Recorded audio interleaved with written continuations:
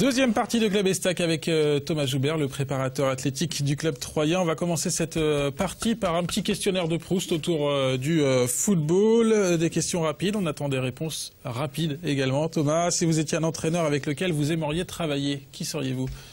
Lequel plutôt? Vous pouvez répéter? Si vous étiez un entraîneur avec lequel vous aimeriez travailler, quel entraîneur? Si moi j'étais un entraîneur? Non, non. Si d'accord. Jean-Marc Furlan. Jean-Marc Furlan, voilà. Tu peux... si vous étiez un joueur qui vous a toujours impressionné. Là, ça va mieux. Seb, ça serait mieux que tu poses des questions. Zidane. Zidane. Si vous étiez un stade. Là, c'est plus compliqué, c'est pas très concret, mais... Nou Camp. Le Camp Nou à Barcelone. Si vous étiez une sélection internationale. Brésil. Si vous étiez un ballon d'or. Messi. Si vous étiez une compétition à remporter. Coupe du Monde. Et si vous étiez un championnat étranger. Anglais. Anglais? Ouais. Pour l'impact physique, justement. Non, l'engouement. Pour avoir du talent. L'engouement. La passion du football. Les stades pleins à craquer tous les week-ends. Toute l'atmosphère. Mais sinon, c'est plutôt côté Espagne. Camp Nou pour le stade, justement. Messi, Zidane, dont on évolue du côté du Real Madrid. C'est votre deuxième saison au club. Maintenant, vous connaissez par cœur ce club de l'Estac? Par cœur, je sais pas. En tout cas, je m'y sens bien. Enfin, je m'y suis senti bien dès le départ, quoi, en fait. Donc, c'est une continuité logique. Par rapport à la saison passée, rien n'a changé pour vous? Personnellement, non. Après, c'est l'adaptation au contexte Ligue 1, mais pas plus que ça, quoi. C'est voilà, c'est une adaptation logique, plus d'exigence, enfin un peu plus, je sais. C'est différent, c'est plus l'adaptation au contexte. Parce que c'est ta première saison en Ligue 1. Voilà, c'était la première en Ligue 2 l'année dernière, la première en Ligue 1 là. Le premier constat, c'était plus des interrogations à voir comment, même si le groupe avait pas mal changé, comment le groupe allait réagir face à des cylindrés de Ligue 1 habitués, quoi. Donc... non, c'est plutôt très positif. Est-ce qu'au niveau de l'impact physique, de ce que tu vois, puisque tu fais tous les déplacements, tu fais tous les matchs, ou aux entraînements, est-ce que tu sens que c'est différent entre la Ligue 2 ou la Ligue 1 ou... Et pas que physique, parce qu'il y a un stress dans la préparation du match, il y a aussi une dépense d'énergie dans... Comment les joueurs, surtout qu'il y a beaucoup de joueurs qui ont découvert la Ligue 1, allaient appréhender des atmosphères de stade. Je pense à Paris, quand on va aller à Marseille, à Saint-Etienne. Donc forcément, c'est un impact dans l'approche émotionnelle, etc. Donc c'est tout cet ensemble qui est bien plus fort, quoi. Bien plus fort. L'aspect médiatique aussi, on s'en rend bien compte quand on arrive aussi bien au stade de l'Aube que dans les autres stades. Et puis on sent une force intrinsèque chez les joueurs de Ligue 1 qui est bien plus forte. Aussi bien physiquement, beaucoup plus de puissance, et puis... ça va beaucoup plus vite dans les choix, techniquement c'est beaucoup plus rapide, c'est plus pointu. Donc voilà, c'est tout un ensemble, quoi. Mais vos méthodes n'ont pas forcément changé de la Ligue 2 à la Ligue 1? Moi personnellement, j'aurais évolué de la même manière si on était resté en Ligue 2.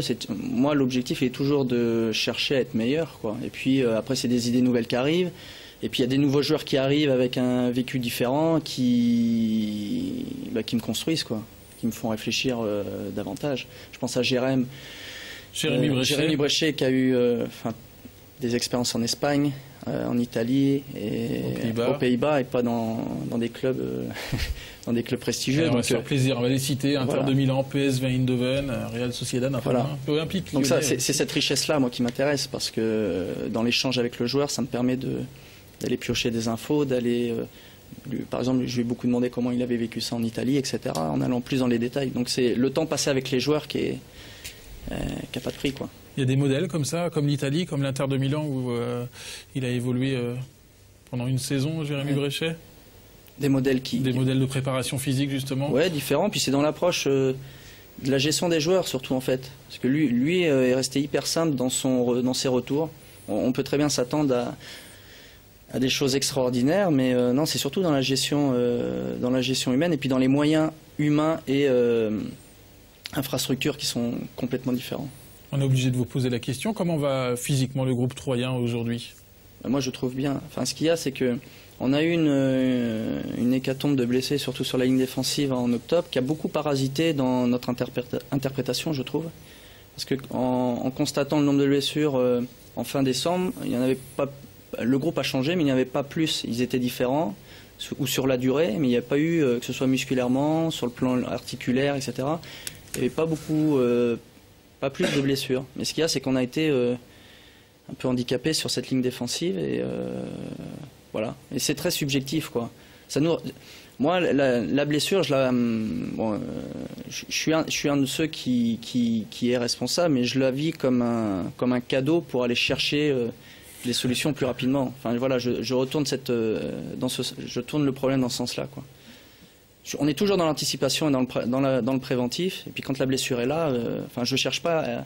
Je suis pas du genre à me faire parasiter par le nombre de blessures, etc. C'est de vite trouver une solution et pourquoi et de réadapter. Vous frottez pas les mains quand même quand il y a un joueur qui arrive. Non, je suis blessé. C'est plutôt emmerdant, quoi. Après, ce qui peut être intéressant, c'est au fur et à mesure des années voilà. que tu vas connaître, tu vas pouvoir peut-être, tu as certainement un carnet de bord qui te dit, oui. Voilà, chaque année, tel mois, tel... Voilà. Et donc, du coup, ça peut peut-être effectivement, dans ton boulot de préparateur physique, de voir peut-être certaines semaines à faire un travail différent que l'année précédente. Ou, voilà, c'est un peu ça. Ça, déjà, avec qu'une seule année de recul, on peut commencer à mettre un comparatif. Maintenant, il y a deux paramètres qu'on a pris en compte, c'est que le groupe a changé, on va dire 35-40%, et le championnat surtout a changé. Donc moi je m'étais préparé à me dire, bon, on n'aura pas beaucoup de joueurs ayant eu au départ l'expérience de Ligue 1, donc forcément on s'expose, quoi. Pour ingurgiter le niveau de jeu, on a parlé de la charge émotionnelle, la charge physique, la charge mentale, etc. Donc non, plutôt satisfait. Puis après, c'est ce qui me fait un peu rire, c'est que souvent on parle beaucoup des blessures et on oublie complètement l'état de forme de l'équipe. C'est-à-dire qu'on oublie complètement que l'équipe, elle joue, quoi. Même malgré les blessures, l'équipe, elle joue.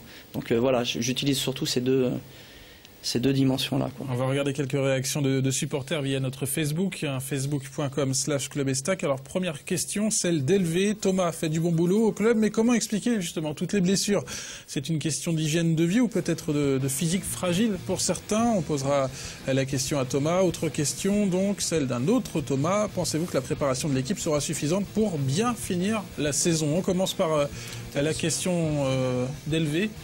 Est-ce que c'est une question d'hygiène de vie quand un joueur se blesse ou une question de fragilité?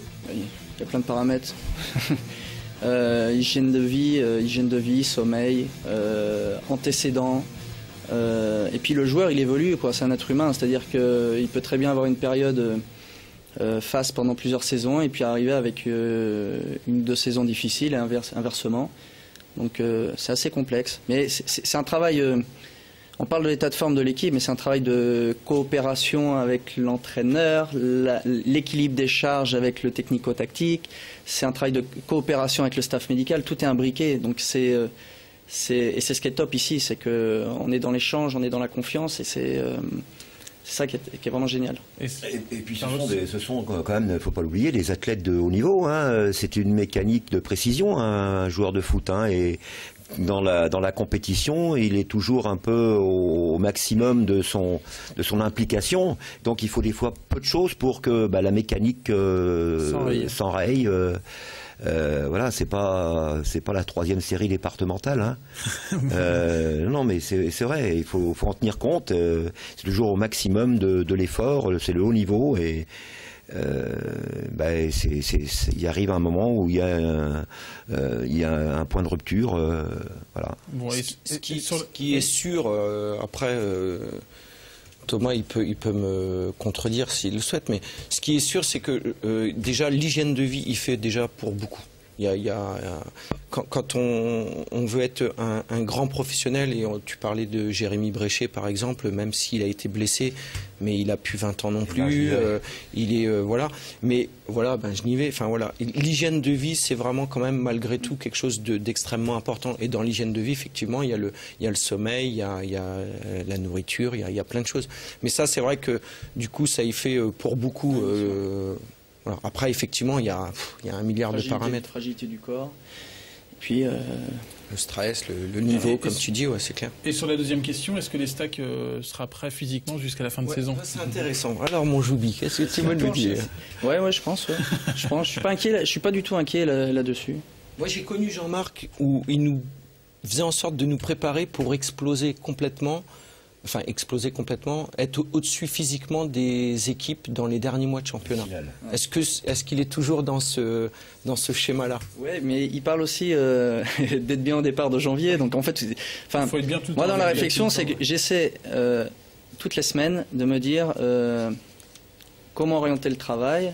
Et c'est là où je propose au coach, de manière à en se projetant sur les mois qui vont venir, mais à se dire, voilà, pour être au moins aussi bien le week-end d'après, et puis d'avancer petit à petit comme ça.